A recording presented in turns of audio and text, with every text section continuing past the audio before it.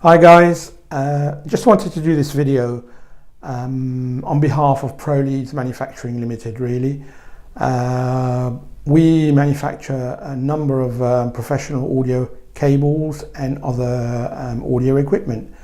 And I thought the first thing to do is to explain a little bit about the products that we do. And the first product that I wanted to explain about was the D-sub cable. Now these consist of one multi-core cable, and on the other end there's the D-sub 25 pin, and on the other end we've got in this case XLR, but it doesn't have to be XLR. It could be any connector jacks, phono, basically anything that connects to your outside equipment. Now the first thing to understand is this cable, being a multi-core cable, means that we've got one cable, but inside the sheath we've got 8 individual cable, as you can see, and each cable has actually got 3 cable, which is what we call pairs. So in this case, as you can see, there's 1, 2 and 3 cables. So this would be a balance type connections, but I don't want to talk about balance connections at this stage. Perhaps on another video we will talk about that.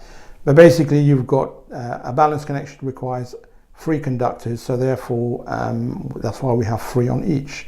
So in other words, 8 pairs with 3 connections would make, which would require 24 connections altogether, and that's why we use a 25 pin D-sub connector. So 1 pin in there is not used because it's 25 pin. Now these connectors have been around for a number of years.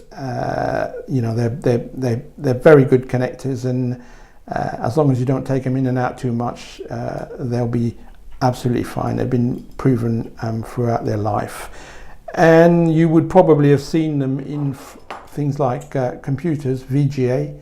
This is a 15 pin which is used in a VGA connector, but they go all the way up to 50 pin, which we've used in the past for audio, Dolby surround sound cables. But that's the D-sub, and on the other end, as we've said, you've got your XLRs, and what we do is we take the sheath off and on there, and which we call tails, and then we braid them, and then we put the connectors of your choice on there, and these can go as I said, to any other connections equipment. I mean, these are commonly used on D2A converters, which are very slim units, which is the point I'm coming to. You might think, well, why do we need to use a D-sub connector why can't we just have the connections on the back, for instance XLRs? Well, if you can imagine, an XLR takes quite a bit of space. So if you look at a 1U panel, you've got 16 XLRs that we can fit on there. We can't fit any more than 16. So if you are a manufacturer of a typical say D2A converter, you might want meters on there, and you might want knob or an on and off switch. Well, if you're using 16, you've got no space to actually fit that, and so you're buggered really. You'd have to use maybe a 2U, 3U panel, which would take up your rack space.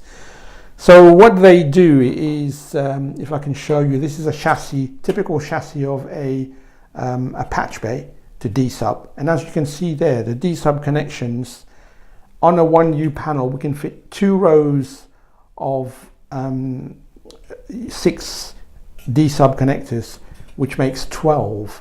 So 12 times 8, it's 96. So we can actually get 96 channels on a 1U rack mount chassis.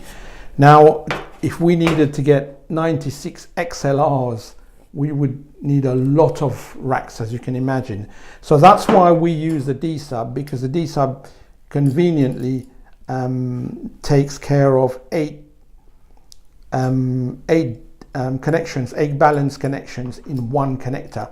So you will find on a lot of, for instance, the SSS digital consoles, they will just have D subs on the back of it, because it takes a lot of, a lot less space than conventional mixers which have XLRs and jacks on the back of it. Now, I don't want to delve too much into the workings of this D sub, because it's just the first introduction video. So at this stage, this is what as far as we'll go into this. But on the next video, hopefully we will go into how these are actually manufactured, and we'll go into a lot more details about the formats, because these come into two different types of formats, Yamaha and Tascam, and we'll actually go into more depth about the types of connections and the digital, the AES, the type of cable, and then hopefully we'll move forward. Well, I hope you enjoyed the video and that it's been helpful, and just look out for the next video, and hope to see you soon. Thank you.